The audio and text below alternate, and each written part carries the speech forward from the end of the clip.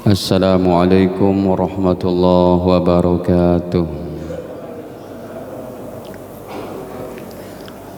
Innal hamdalillah nahmaduhu wa nasta'inuhu wa nastaghfiruh wa na'udzu billahi min shururi anfusina wa sayyiati a'malina may yahdihillahu fala mudilla lahu wa may yudlil fala hadiya lahu. أشهد أن لا إله إلا الله وحده لا شريك له وأشهد أن سيدنا ونبينا محمدا عبده ورسوله لا نبي بعده.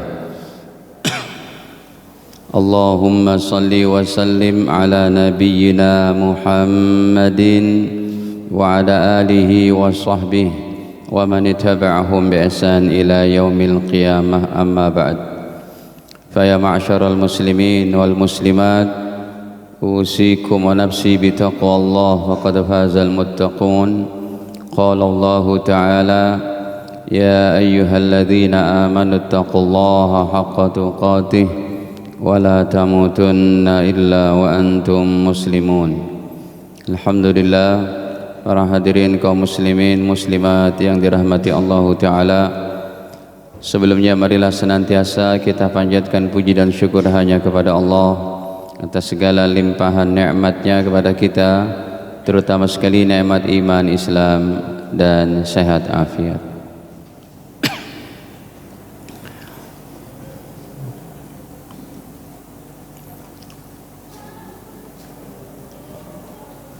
Al-Fatihah. A'udzubillahi minasyaitonir.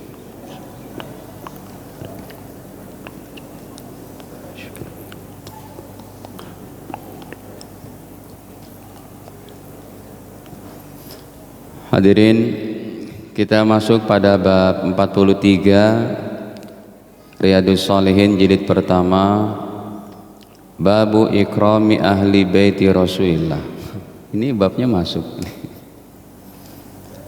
Bab ke-42 kemarin sudah kita bahas tentang memuliakan saudara, sahabat, orang-orang tua kita.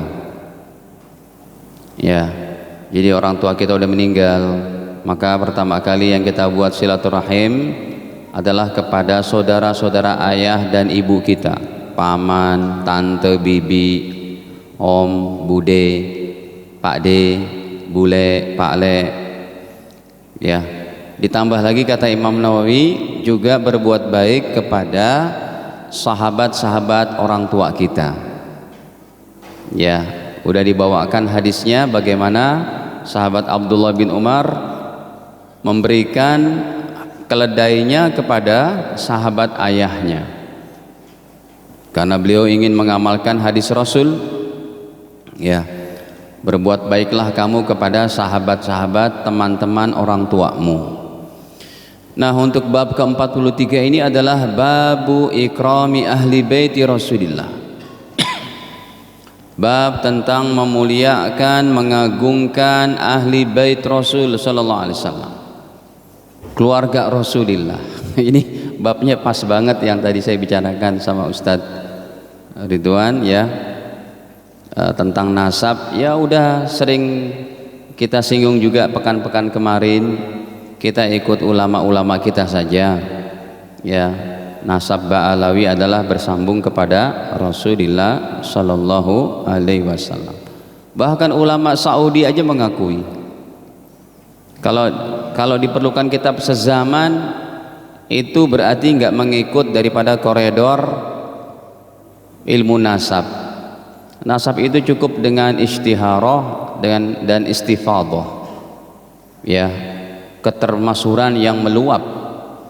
Ya, masyhur, sudah terkenal itu diakui sama ulama sejagat. Yang dari Indonesia ini nyari gara-gara.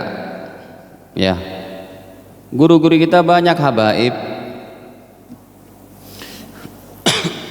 guru-guru daripada ulama Nusantara kita para habaib. Ya, Sayyid Abu Bakar Syato itu gurunya daripada Mbah Khalil Bangkalan, Mbah Hasyim Asy'ari dan lain-lainnya. Dan ulama-ulama Nusantara kita sudah memuliakan itu.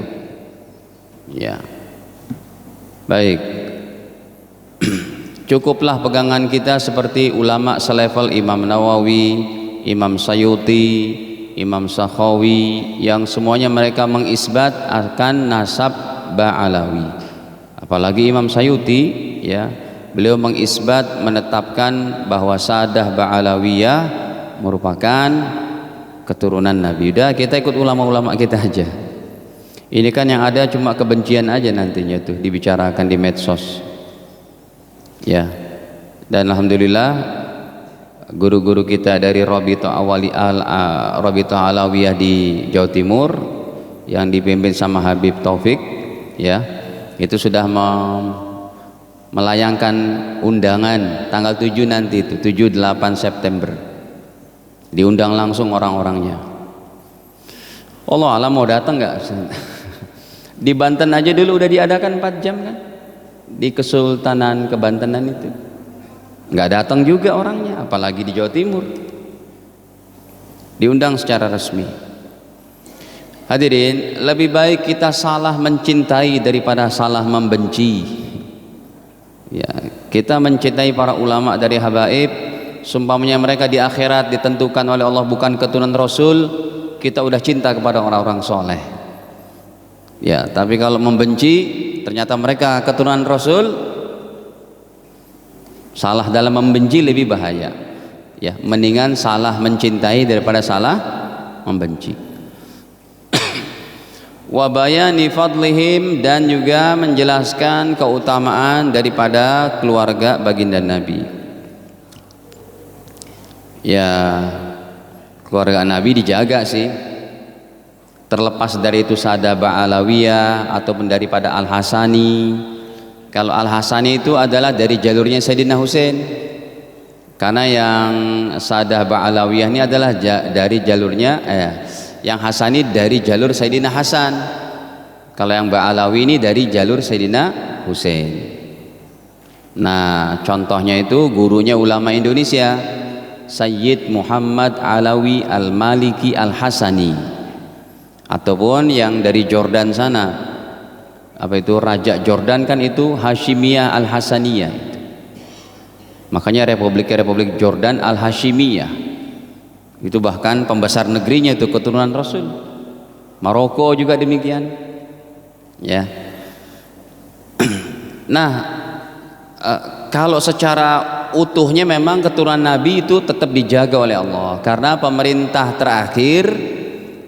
Islam terakhir itu dipimpin oleh anak cucu Rasul yang namanya seperti nama Rasul, nama ayahnya juga nama ayah Rasul, namanya Muhammad bin Hasan, yang terkenal dengan Imam Mahdi. Ya, kalau ini sih disepakati oleh para ulama. Kalau ini, ya, kalau yang Imam Mahdi, bagaimana terputus nasab Nabi? Tidaklah. Nanti kan akan menghadapi Dajjal beliau dengan Isa bin Maryam, yang Nabi Isa turun udah bukan menjabat Nabi lagi, itu statusnya umat kayak kita, dan beliau tidak akan mengamalkan Injil, beliau mengamalkan Al-Quran nantinya.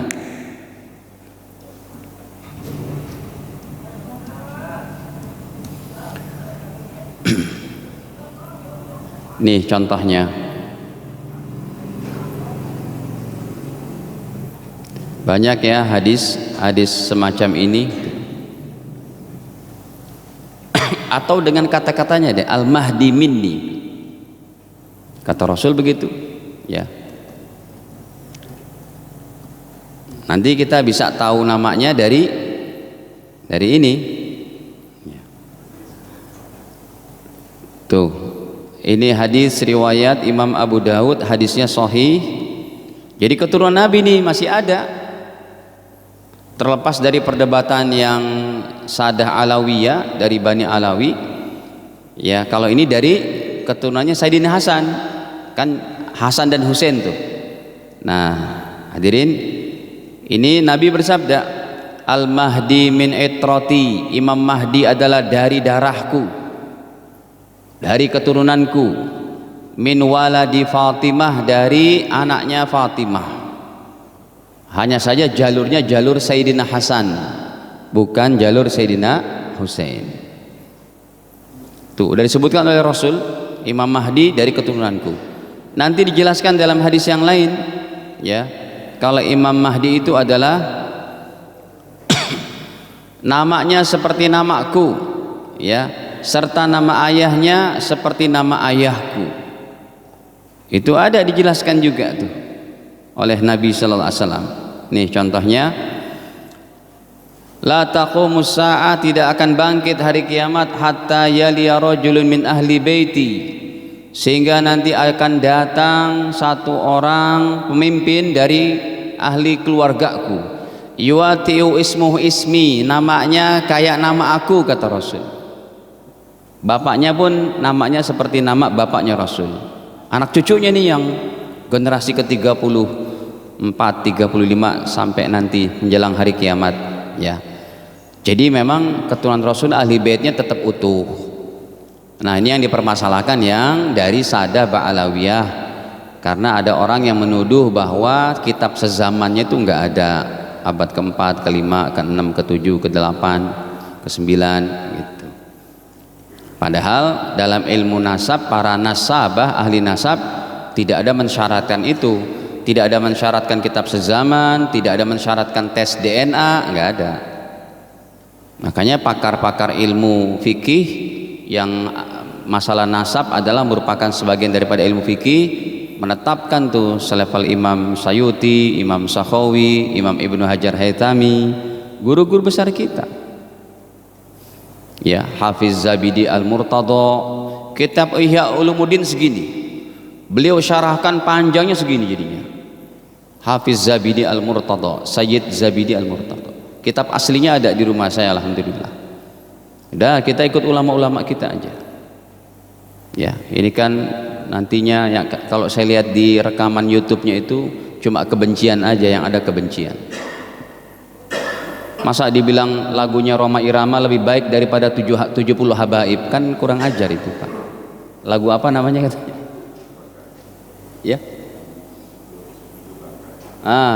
Sebujur bangga itu lebih mulia daripada 70 habaib, kan kurang ajar jadinya. Rhoma Irama yang menetapkan nasab Ba'alawi bukan keturunan Rasul dianggap wali, bahkan ada rekamannya. Saya bilang, wah ini udah ngaco nih, udah nggak usah ikut kayak gituan, Pak. Ya, selamatin diri kita supaya jangan ada rasa, sekalipun mereka bukan keturunan Nabi tapi mereka ulama-ulama, tetap kita muliakan. Ya, ilmunya tinggi-tinggi mereka. Baik, hadirin, Imam Nawawi membawakan ayatnya surat Al-Ahzab ayat 33 nih, suratnya ke-33 juga. Innama yuridullahu liyadhhiba ankumur rijsa ahlal bait. Sesungguhnya Allah menginginkan, ingin mensucikan, membersihkan, ya, dari najis-najis, dari kekotoran kepada ahlul bait.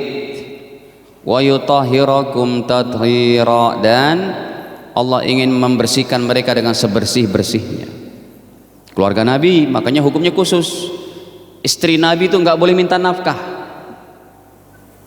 Kalau minta nafkah kepada Rasul, siap-siap dicerai itu. Khusus, hukumnya khusus. Istri Nabi kalau sudah ditinggal oleh Nabi nggak boleh dinikahin oleh siapapun. Makanya Bunda Aisyah ketika Rasul meninggal kan masih belia, masih 18-an, nggak boleh menikah. Ya, dan beliau jaga benar itu.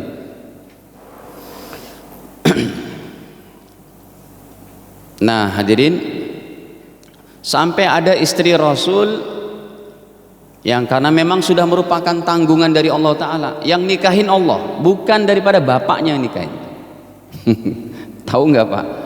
Ada satu istri Rasul yang nikahin Allah, namanya Bunda Zainab binti Jahshin. Ada ayatnya juga itu. Makanya ketika beliau sudah turun ayatnya itu, sudah dinikahkan, beliau berkata kepada istri Nabi yang lain, Aisyah, Hafsah, fulan, kamu dinikahin sama orang tua kalian, saya dinikahin oleh Allah langsung gitu. Ini ayatnya nih, lihat ya, sengaja memang ini ayatnya daripada Allah Ta'ala. Dalam surat Al-Ahzab, masih surat Al-Ahzab ya,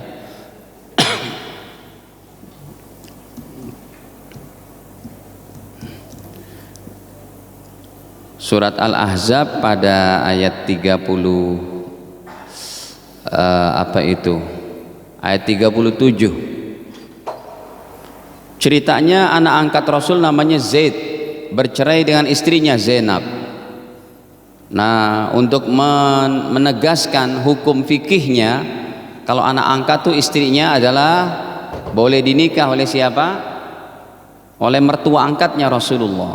Di situ ingin Allah berkehendak supaya hukumnya jelas, anak angkat enggak seperti anak kandung. Anda punya anak kandung nih, anak Anda laki bercerai sama istrinya, itu istrinya nggak boleh Anda nikah sampai hari kiamat. Itu anak kandung.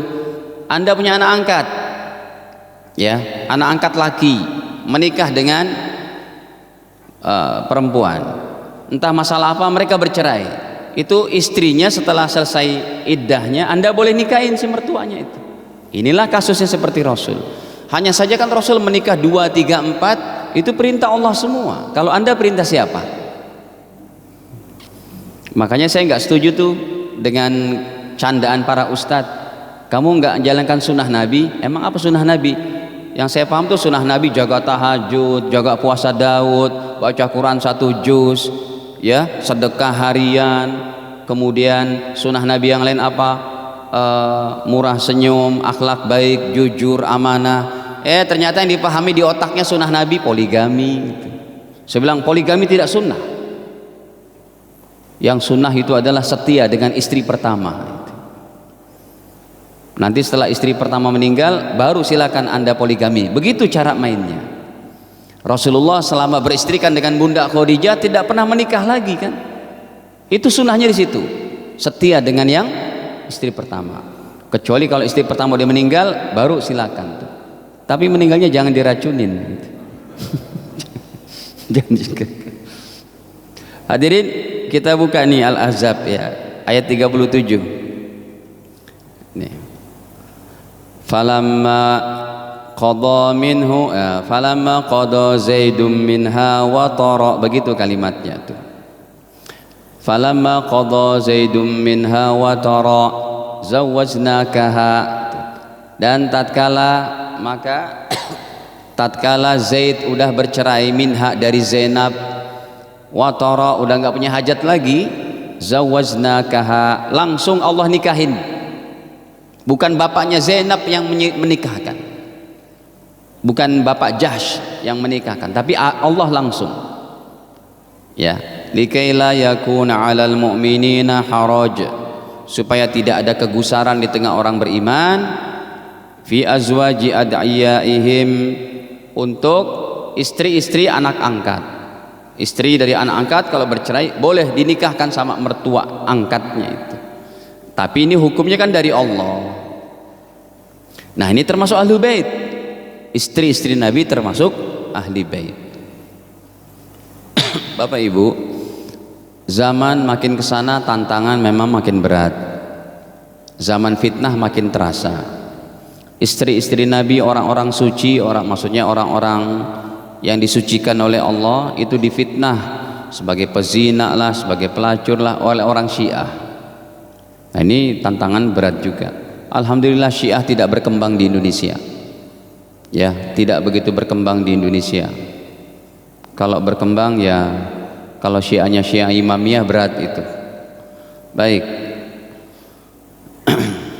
Kemudian Imam Nawawi membawakan surat Al-Hajj ayat 32. Oh, rupanya masuk juga nih ayat ini tentang syiar Islam, diantaranya ada keluarga Nabi sampai zaman sekarang. Wa may yu'azzim sya'airallah, dan siapa orangnya yang mengagungkan syiar Allah, berarti adanya keluarga Nabi syiar Allah tuh. Fa innaha min taqwal qulub, sesungguhnya itu berasal dari hati yang bertakwa. Biasanya Imam Nawawi membawakan ayat ini untuk prosesi sholat Idul Fitri, kurban, haji, itu kan syiar. Ya, berapa juta umat Islam kumpul di padang Arafah, itu syiar. Dipakailah ayatnya ini. Oh, ternyata Imam Nawawi juga membawakan ayat ini untuk syiar Allah, masih tersisanya keluarga baginda Nabi. Apalagi di antara syiar Allah, adanya santri yang masih mengaji Quran, mempelajari ilmu agama, syiar Allah. Adanya ulama-ulama, adanya pesantren, adanya masjid-masjid, syiar Allah. Tapi juga Imam Nawawi membawakan keluarga Nabi sebagian dari syiar Allah, ya. Jadi kalau kita muliakan para habaib, wah, ya. Jadi kekecewaan kepada satu dua anak muda dari kalangan habaib, ya dimaaf saja. Sumpamanya orang-orang yang itu yang bermasalah itu, semuanya dia perkataannya keras atau gimana, ya dimaafkan saja, satu dua gitu kan. Dan dari kalangan habaib yang sepuh pun udah mengingatkan, jangan terlalu apa begitu. Kita rawat nih Indonesia, jangan mau dipecah belah. Sekarang kan jadinya ada ulama pribumi berhadapan dengan para habaib, kayak diadu domba begitu. Naudzubillah, ya. Baik, hadirin, hadis pertama dari Yazid bin Hayyan. Beliau berkata, intalaqtu ana wa Husain bin Sabra. Saya dan Husain, pakai sin, pakai sod ya, Husain. Saya dan Husain serta Amr bin Muslim, kita bertiga berangkat ke Zaid bin Arqam. Kenapa? Karena hadisnya dihafal, dimiliki oleh Zaid bin Arqam. Ya. Falamma jalasna ilai, tatkala kami udah duduk ya bersama Zaid bin Arqam tadi, maka Husain berkata, laqad laqita ya Zaid khairan katsira. Wahai Zaid bin Arqam, sungguh engkau telah mendapatkan keutamaan, kebaikan yang sangat banyak. Kenapa? Beliau mempunyai hadis ini dari Nabi gitu. Ra'aita Rasulullah, kamu juga melihat Rasul, bertemu dengan baginda Rasul. Wa sami'ta haditsahu, dan kamu mendengar hadisnya juga yang telah kamu hafal. Wa ghazauta ma'ahu, dan kamu ikut berperang juga dalam berjihad dalam rangka membela Islam bersama baginda Nabi. Wa shallaita khalfahu, dan juga kamu telah sholat di belakang Rasul. Pak, sumpamanya satu orang sahabat masih ada sekarang, itu lebih mulia dari seluruh ulama yang ada.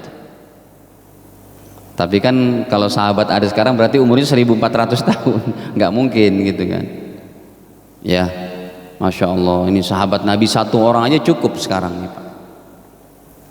Makanya penerus-penerusnya itu para ulama saleh, ya, ulama-ulama yang bukan ulama jahat gitu. Laqad laqita ya Zaid khairan katsira, banyak banget nih kamu Zaid mendapatkan kebaikan-kebaikan ini. Sholat di belakang Nabi, dengar hadisnya, perang bersama Nabi. Nabi dibekam aja darahnya, diminum sama Zubair bin Awam, habis dibekam. Ya, beliau kan manusia tidak seperti manusia. Ya, apa itu syairnya? Muhammadun basharun walaysa kal bashari, yaqutatun hajarun walaysa kal hajari, kan gitu syairnya. Muhammadun basharun, Nabi Muhammad manusia, walaysa kal bashari, tapi enggak seperti manusia biasa. Yaqutatun hajarun, batu yakut, permata yakut juga batu, tapi walaysa kal hajari, enggak seperti batu kolar. Nah hadirin, akhirnya hadisnya ya Zaid, wahai Zaid kasih tahu dong kami hadisnya, bacakan kepada kami hadisnya yang kamu telah mendengar dari baginda Nabi.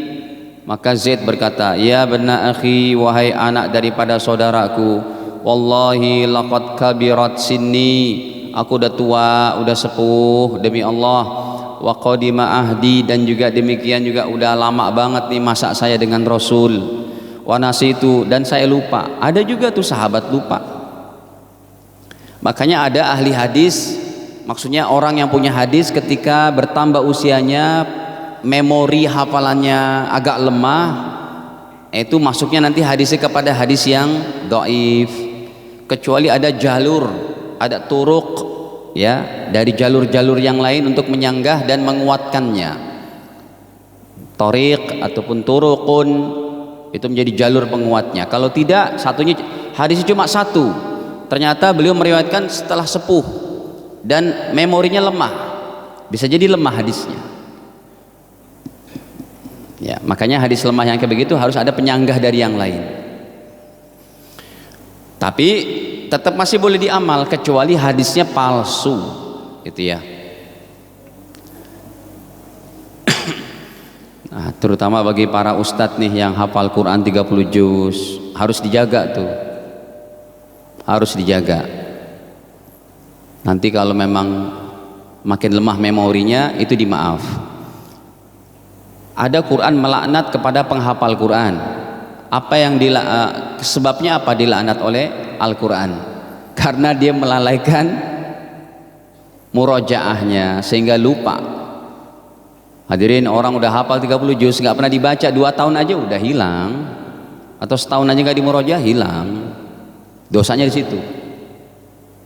Ya, makanya yang udah ada hafalan jangan ditinggal, terutama yang hafal 30 juz. Jaga deh tuh habis-habisan. Ya. Baik. Wa nasitu ba'dalladzi kuntu ai. Sebagian aku lupa yang udah aku hafal min Rasulillah sallallahu alaihi wasallam. Dari baginda Rasul. Ya. Kata beliau, fama haddastukum. Ya, seperti apa nanti aku akan yang aku bicarakan, faqbalu, terima aja ya. Ya, apa yang aku omong ini faqbalu, kamu terima. Wa ma la fala tukallifuni, dan kalau memang sekiranya kalian tidak menerima, ya sudah, jangan membuat beban kepada aku, kata beliau. Karena beliau sepuh. Ya.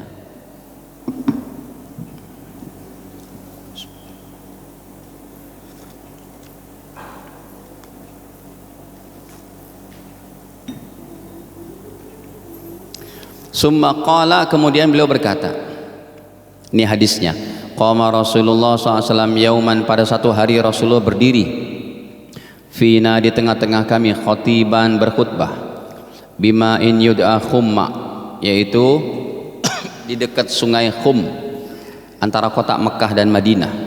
Oh, ini ada baina Makkah wal Madinah, ya, satu sungai daerah Khum, pakai kha, ya, Khumman. Fahamidallah, Rasulullah memuji kepada Allah, ya, sebagaimana khutbah Jumat, ceramah kayak tadi, khutbah Idul Fitri kan pakai memuji Allah dulu.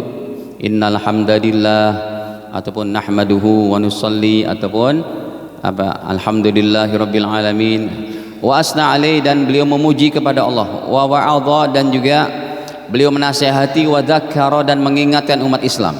Summa qala, kemudian beliau berkata, amma ba'd, setelah itu kata Rasul, ala ayuhan nas, wahai manusia, ingatlah, fa innama ana basyarun, sesungguhnya aku adalah manusia, yushiku ayyati rasulu rabbi fa ujib, sebentar lagi akan datang utusan dari Tuhanku, artinya malaikat maut akan datang dan saya akan meninggal.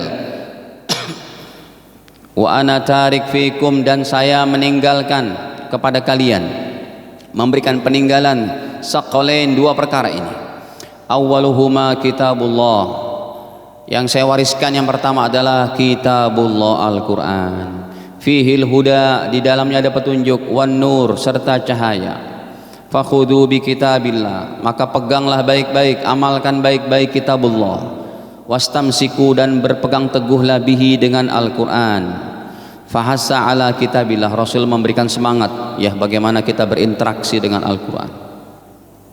Makanya Bapak Ibu sehari jangan kurang baca Quran, minimal 1 lembar 2 lembar. Kalau bagi para ustadz yang udah hafal 30 juz, sehari minimal 3 juz, supaya hafalannya tidak kurang, tidak hilang. Waraghafa fi, dan Rasul memberikan semangat. Summa qala, kemudian beliau berkata, wa ahlu baiti, yang kedua apa? Ahli keluargaku. Jadi Rasul meninggalkan 2 perkara ini, kitabullah dan ahli keluarganya. Kenapa? Karena memang pemimpin terakhir sebelum kiamat untuk melawan para Yahudi yang sekarang sedang bercokol di tanah mulia Syam, Palestina. Itu nanti yang akan mengadakan perlawanannya Imam Mahdi nanti itu. Pemerintahannya bukan di Mekah Madinah lagi. Pemerintahnya berada di dekat Palestina situ. Palestina, Suriah, daerah-daerah situ, Syam. Syam kan kumpulan 4 negara kalau sekarang. Palestina, Suriah, Jordan, Lebanon. Ya. Udzakirukumullah, saya ingatkan kalian karena Allah atau kepada Allah, fi ahli baiti, tentang keluargaku, ahli rumahku, ahli baitku. Ya. Udzakirukumullah fi ahli baiti, diulang lagi oleh Rasul. Saya ingatkan kalian kepada, yaitu karena Allah Ta'ala, supaya kalian ingat kepada anak keturunanku, yaitu ahli baitku. Maka Husain berkata kepada sahabat Zaid bin Arqam tadi, waman ahlu baitihi ya Zaid, wahai Zaid, itu ahli baitnya Rasul siapa? Alaysa nisa'uhu min ahli baiti, bukankah istri-istri Nabi juga dari ahli keluarganya? Qala, Zaid bin Arqam menjawab, nisa'uhu min ahli baitih, iya, istri-istri Nabi merupakan dari ahli keluarganya. Ya. Walakin ahlu baitihi man haruma shadaqah ba'dah. Tetapi, dan juga kata beliau, tetapi ingat, ahlu baitihi, ahlu baitnya Rasul juga adalah orang man hurima shadaqah ba'dah, orang-orang yang haram menerima sedekah atau zakat. Ya, makanya para habaib tidak boleh menerima zakat. Kalau hadiah boleh, sedekah dan zakat jangan menerima itu para habaib. Jadi kalau kita ngasih guru kita kepada guru kita yang habaib, jangan bilang sedekah Pak, nanti nggak diterima. Bilangnya apa? Hadiah. Qala wa man hum, siapa itu? Di antaranya selain istri-istri Rasul, siapa lagi ahlu bait? Hum alu Ali, keluarga Ali, wa alu Aqil, keluarga Aqil, ini paman-pamannya Rasul, wa alu Ja'far, dan keluarga Ja'far, wa alu Abbas, dan keluarga Abbas. Paman-paman Nabi yang muslim. Kalau nggak muslim nggak jadi ahli bait, seperti Abu Lahab, ya, dan Abu Jahal dan lain-lain. Ini yang muslim dari keluarga Ali, keluarga Aqil, keluarga Ja'far, keluarga Abbas. Jadi paman-pamannya pun masih termasuk ahlu bait. Nah, Imam Syafi'i dari ulama 4 madhab satu-satunya keluarga Nabi yang ahlu bait. Maksudnya satu-satunya ulama 4 madhab yang dari keluarga Nabi itu. Karena beliau dengan kakeknya Rasul sama bertemunya itu. Ya, ke Abdul Manaf bertemunya. Apalagi itu? Qala, maka beliau berkata lagi, kullu haula hurima shadaqah. Kata Husain kepada Zaid, apakah semua itu diharamkan mereka menerima sedekah? Qala, na'am, iya. Dah enggak boleh menerima sedekah, zakat. Boleh menerima hadiah. Makanya ketika Sayyidina Husain menemu korma langsung dimakan. Kata Rasul, bah, lepehkan. Kenapa ya Rasul?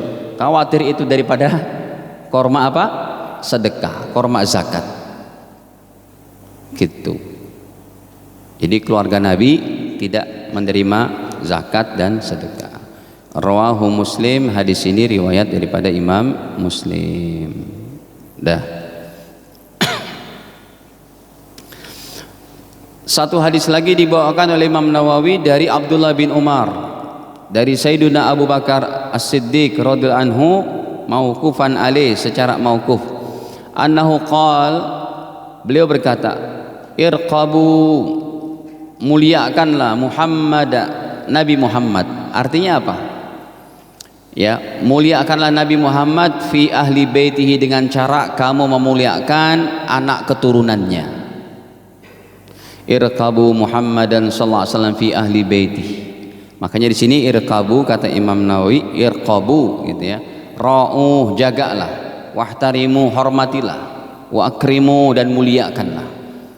Irqabu Muhammadan sallallahu alaihi wasallam, muliakanlah Nabi Muhammad fi ahli baitih, dengan cara menghormati keluarganya yang sekarang ada itu. Nah, kalau di negeri Timur Tengah sana rata-rata raja-rajanya itu ahli bait, seperti yang tadi saya bilang. Ya, Raja Jordan, Maroko, Raja Qatar, ya, itu masih daripada keluarga Nabi sallallahu alaihi wasallam. Wallahu alam. Selesai daripada bab ke-43 yang dibawakan oleh Imam Nawawi. Nanti bab ke-44-nya babu tauqiril ulama, bab menjelaskan tentang memuliakan ulama wal kibar serta orang-orang besar, ulama-ulama besar, wa ahlul fadl serta memuliakan daripada orang-orang yang punya keutamaan, wa taqdimihim ala ghairihim serta melebihkan mereka dari orang selain mereka, wa raf'i majalisihim dan mengangkat dari meninggikan daripada majelis-majelis mereka, wa izhari martabatihim serta menampakkan martabat mereka. Ya, memuliakan ulama lah bab ke-44-nya. Ini kita baca insyaallah pada kesempatan akan datang. Lama? Ada 4 menit. Ada yang mau ditanyakan? Silakan Bapak. Assalamualaikum warahmatullahi wabarakatuh. Waalaikumsalam. Saya mau cerita sedikit mengenai yang saya alami. Jadi ini 2 pekan yang lalu di Danau Sunter situ, di depan Hotel Sunlake, ada satu meja yang berisi ada Quran-Quran yang dari daerah India dan yang lain sebagainya berupa tafsir. Kemudian di sebelah kanannya ada gambar Mirza Ghulam Ahmad. Nah, saya tapi cara menarik mereka adalah dengan timbang badan, tes gula darah segala macam. Dengan apa? Tes gula darah. Oh, gitu. Cara menariknya seperti itu biar orang tertarik. Gratis ya? Gratis. Kemudian timbang badan segala macam. Terus selesai saya ditimbang badan, tensi, disebutkan langsung bahwa ini adalah Imam Mahdi. Saya tidak yakin. Saya tidak yakin apakah benar, saya bilang gitu. Akhirnya mereka ya dibilang ya udah tabayun aja Pak. Saya diam langsung. Akhirnya Ustadz nyamperin saya, ada ceramah panjang lebar begitu. Jadi intinya apakah benar Mirza Ghulam Ahmad itu sebagai salah satu daripada Imam Mahdi? Katanya Imam Mahdi itu banyak dibilang begitu. Sekian, terima kasih. Ya, hadirin, ulama kita sedunia berfatwa dalam hasil fatwa ulama Ahlussunnah wal Jamaah kalau Mirza Ghulam Ahmad adalah termasuk yang Nabi katakan akan datang orang-orang yang mengaku Nabi, padahal dia adalah Nabi palsu. Dia bukan Imam Mahdi dan juga bukan Nabi, ya. Dia adalah ketua dari pembaharu kelompok Ahmadiyah. Kelompok Ahmadiyah ini adalah sesat dan menyesatkan. Sesatnya di mana? Orang yang tidak ikut mereka adalah langsung diklaim kafir. Yang kedua adalah mereka mendustakan ayat Allah. Nah, kalau betul akidahnya mereka mendustakan surat Al-Ahzab ayat ke-41, ya sudah, berarti mereka murtad itu. Tidak usah hadis lah, ayat aja deh. Ayat ke-40 maksud saya itu. Ya. Nih ayatnya. Maka Muhammadun aba ahadim mir rijalikum, bukanlah Nabi Muhammad ayah dari salah seorang di antara kalian, walakin Rasulullah, akan tetapi beliau Rasul Allah, wa khataman nabiyyin, dan penutup para nabi. Jadi bantahannya sudah, ya. Jadi memang ada 2 versi itu Ahmadiyah.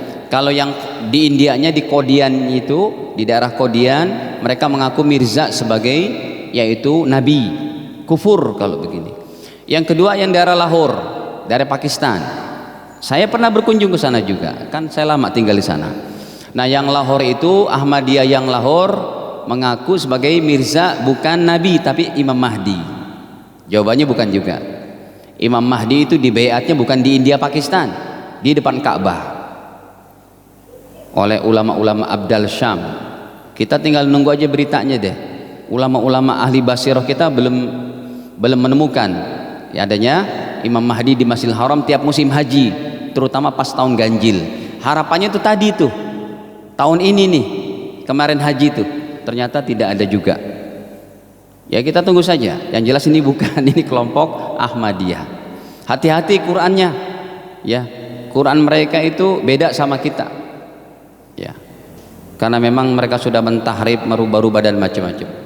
Demikian hadirin dapat kami sampaikan. Semoga Allah Ta'ala berikan kebaikannya kepada kita, dijaga dari fitnah akhir zaman, dijaga akidah kita menjadi akidah yang benar sampai wafat kita. Amin ya rabbal alamin. Subhanakallahumma bihamdik, asyhadu an la ilaha illa anta astaghfiruka wa atubu ilaik. Wassalamualaikum warahmatullahi wabarakatuh.